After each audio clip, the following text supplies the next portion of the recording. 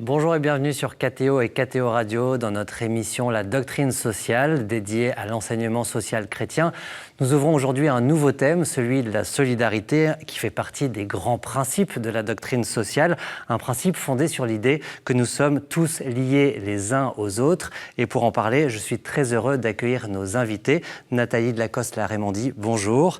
Vous êtes directrice à la solidarité pour l'Ordre de Malte. Vous avez aussi dirigé plusieurs CCAS. Vous avez une longue expérience auprès des personnes en situation de fragilité. Vous pourrez nous la partager. Père François Audinet, bonjour. Bonjour. Vous êtes docteur en théologie, enseignant en faculté Loyola à Paris et aumônier général du Secours catholique. Vous travaillez beaucoup aussi sur la parole des pauvres. Merci à tous les deux d'avoir répondu à notre invitation. Je voudrais juste commencer par partager une petite joie. Père François, vous êtes le premier prêtre que nous accueillons dans cette émission. Ah, mais j'en suis très honoré. Alors, c'est même une double joie parce que c'est le 16e épisode de cette émission. Et donc, joie d'accueillir un prêtre, mais joie aussi de voir que beaucoup de laïcs, puisque tous nos invités avant ont été des laïcs, beaucoup de laïcs s'engagent et viennent partager sur ce plateau le sujet de la doctrine sociale. Voilà, je voulais juste commencer par partager cette joie. Et Père François, je vous propose qu'on entre tout de suite dans le sujet.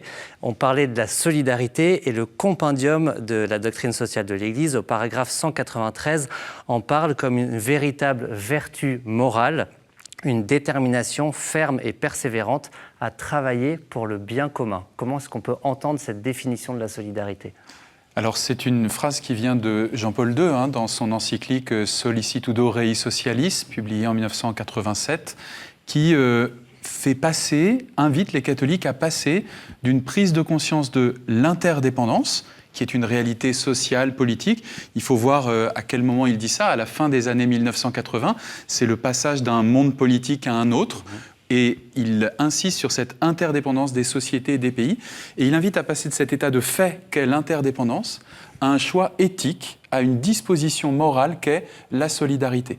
Et il présente dans ce texte, dans Sollicitudo Rei Socialis, la solidarité comme la réponse morale à cette prise de conscience nouvelle de l'interdépendance, évidemment nouvelle parce que la mondialisation s'est accélérée, la mondialisation des échanges, des informations, l'interdépendance des milieux politiques aussi. Et donc une manière chrétienne d'habiter cela, dit-il, c'est la solidarité. C'est donc une vertu, c'est comme ça qu'il la nomme, mais vous avez aussi parlé, et il parle en fait lui-même, Jean-Paul II, de détermination. C'est-à-dire que la solidarité n'est pas définie simplement comme un sentiment. Bien sûr, il y a quelque chose de ça parce qu'il faut s'approprier ce constat, mais c'est une disposition voulue et il la définit par le fait de nous savoir responsables les uns des autres, c'est-à-dire de nous savoir tous responsables de tous. Et donc, quand on parle ainsi de responsabilité, on est bien au-delà du sentiment, on est vraiment dans une manière d'agir dans le monde. Et une invitation donc à prendre conscience de façon renouvelée de cette interdépendance, de cette responsabilité les uns vis-à-vis des autres et de la vivre très concrètement par l'exercice de la solidarité. Nathalie Lacoste-Larémondie, qu'est-ce que ça évoque, cette définition de la solidarité ? Pour vous, vous êtes, je le rappelle, directrice de la solidarité pour l'Ordre de Malte. Comment est-ce que ça s'incarne ? Oui, alors moi je travaille au quotidien pour les plus pauvres, mais je ne suis pas la seule. Vous parliez de travailler avec persévérance, avec détermination pour le bien commun, et bien d'autres agissent aussi dans ce sens. Nous avons des délégués au sein de nos départements, nous avons des bénévoles qui agissent en matière de santé, en matière alimentaire, pour l'accueil des personnes que nous recevons, et en matière de lien social également, pour leur bien et pour soulager leurs maux. Vous parliez de disposition voulue, Père Audinet, effectivement, c'est une détermination réelle, parce que tous les jours œuvrer dans ce sens, c'est pas forcément facile. Nous créons des projets, nous créons des activités, nous avons refus parfois, et donc il faut vouloir agir sur le terrain au quotidien. Donc je parlerai de détermination, je parlerai de persévérance, mais aussi de courage et de résilience. Père François, quelle est la source de ce principe de la solidarité ? On a parlé dans d'autres émissions de la dignité de la personne humaine. On pense aussi à l'unité du genre humain. Voilà, dans les textes de l'Église même, sur quoi se fonde ce principe de la solidarité ? Alors, comme souvent, il se fonde dans l'enseignement social de l'Église à cette articulation entre des constats que tout le monde peut partager et un choix qui est fondé dans l'Évangile.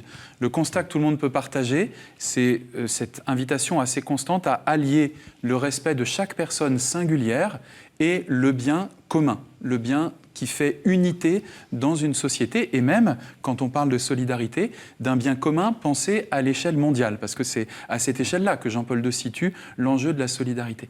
Et donc il y a cette idée que le bien de tous permet le déploiement de chaque personne, de chaque personnalité, et que le bien de chaque personnalité est invité à concourir, non pas à la culture de l'égoïsme, mais au bien de tous. Et dans cet équilibre-là, il y a un choix qui est inspiré par la charité, par l'amour qui vient de l'Évangile, et qui s'incarne dans des choix de justice, dans des choix politiques, on peut dire, qui dynamisent ce constat premier, et par exemple qui va lui donner la forme de la solidarité. Vous avez évoqué tout à l'heure Solicitudo Rei Socialis, qui est un petit peu, on pourrait dire, presque l'encyclique de référence sur ce sujet, donc publié par Jean-Paul II en 1987. Je reprends la phrase. Il s'agit de travailler pour le bien de tous et de chacun, parce que tous, nous sommes vraiment responsables de tous. Cette idée que vous avez soulignée tout à l'heure, Nathalie de Lacoste l'a dit. Comment est-ce que dans les actions que vous portez, vous essayez de mettre en œuvre cette responsabilité de tous à l'égard de tous ? Pour le coup, nous œuvrons effectivement, nous avons différents types d'activités et donc nous sommes effectivement attentionnés auprès des plus démunis et je pense effectivement que ce n'est pas un devoir d'agir auprès des plus démunis, mais c'est effectivement une responsabilité dans le sens où nous sommes animés par cette volonté d'agir auprès des plus pauvres. Et donc nous avons différents types d'activités. Nous avons à peu près 380 activités au sein de l'Ordre de Malte en matière de solidarité. En France ? En France, effectivement. Et donc au sein de différents départements. Et donc nous avons des activités en matière alimentaire, une centaine d'activités en matière alimentaire, une trentaine d'activités en matière de santé, à peu près une dizaine d'activités en matière d'accueil et d'hébergement et à peu près 200 activités en matière de lien social. Et donc au quotidien, nous agissons auprès des plus faibles. Je peux peut-être vous donner différents types d'exemples. Un exemple concret, oui. Voilà. Par exemple, nous venons d'ouvrir une maison Malte, ce que nous appelons une maison Malte à Toulon, où nous accueillons des jeunes de 18-30 ans à la rue ou sortant de prison. Et donc, en fait, nous avons créé une sorte de plateforme interassociative où nous avons une association qui intervient, qui s'appelle Lilo et qui fait de l'insertion pour les jeunes. Nous avons une association qui intervient pour l'alimentaire et nous nous occupons de la santé, des douches, des machines à laver, etc. Dans ce lieu d'accueil et nous avons ouvert des places d'hébergement dans le cadre du Plat Grand Froid. Pour le coup, ces jeunes, en fait, sont en train de s'approprier ce lieu. Ils utilisent ce lieu comme si c'était chez eux, en fait. Et ça, c'est un peu nouveau dans nos activités. Et donc, on les responsabilise aussi.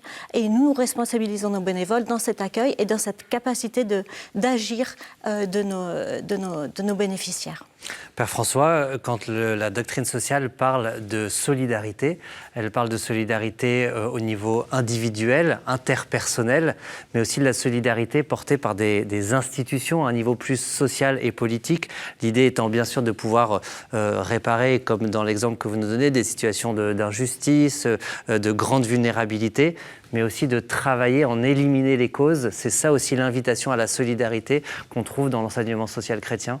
Tout à fait. Alors l'avantage, la beauté, on peut dire, de la solidarité, c'est qu'elle ne permet jamais de penser une personne isolément des autres, ni même une société isolément des autres qui l'entourent.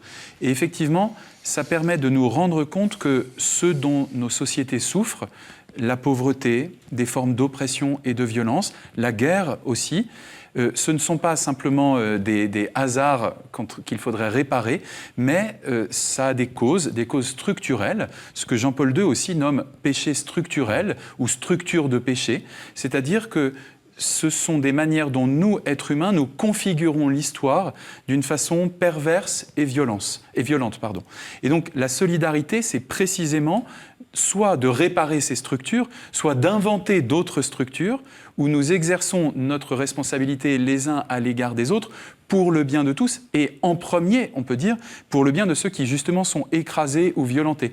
Et donc la solidarité, elle va avec l'option prioritaire pour les pauvres et avec les pauvres. Sinon, elle resterait un vain mot un peu théorique. Mais avec l'invitation à penser des structures qui justement vont essayer de réparer ce que la société peut créer de violent ou d'oppressant. Donc à vivre cette solidarité entre les personnes, mais aussi au niveau des structures que la société elle-même met en place. Tout à fait. C'est là où on peut dire que solidarité ajoute quelque chose à notre notion de la charité. La charité est une forme de dynamisme qu'on peut avoir en soi, bien sûr, et qui peut aussi être partagée. Mais quand on parle de solidarité, on convoque justement cette dimension structurelle, cette dimension institutionnelle, cette dimension partagée, tout simplement parce qu'il y a un enjeu d'efficacité, il y a un enjeu d'adhérer au réel. C'est ce que vous faites à l'Ordre de Malte, Nathalie de la Coste-Raimondi, de travailler aussi avec des institutions pour accompagner les actions que vous portez, mais surtout essayer de travailler de telle façon que des situations de grande vulnérabilité n'adviennent plus. Oui, en fait, quand on s'installe sur un territoire pour une activité, on fait d'abord une analyse de besoins. On va rencontrer les acteurs en fonction des besoins qu'on a définis. Les différents acteurs, donc institutionnels, les directions départementales de l'emploi, du travail et de la solidarité, les CCAS, les mairies, les conseils départementaux, pour pouvoir vérifier et valider si notre action est légitime ou pas. En fait, il s'agit d'être adoubé, si je peux m'exprimer ainsi, au sein d'un écosystème local pour savoir effectivement si nous pouvons œuvrer. L'objectif, en fait, c'est aussi de combler les trous dans la raquette, si je peux m'exprimer ainsi. On n'arrive jamais pour s'imposer sur un territoire. On est toujours en complémentarité et ça se fait avec l'ensemble des partenaires. Merci beaucoup, Nathalie de la Coste-Raimondi, pour votre témoignage, délégué à la solidarité pour l'Ordre de Malte, et Père François Audinet, théologien, enseignant aux facultés Loyola Paris, nous avoir introduit à ce principe de solidarité. Nous poursuivons la semaine prochaine. On peut bien sûr, d'ici là, retrouver et partager cette émission sur ktotv.com et ktoradio.com. Et puis, j'invite aussi les téléspectateurs à lire ou relire Sollicitudo Rei Socialis, que nous avons évoqué, publié par Jean-Paul II en 1987 et qui reste une référence sur ce sujet de la solidarité. À bientôt.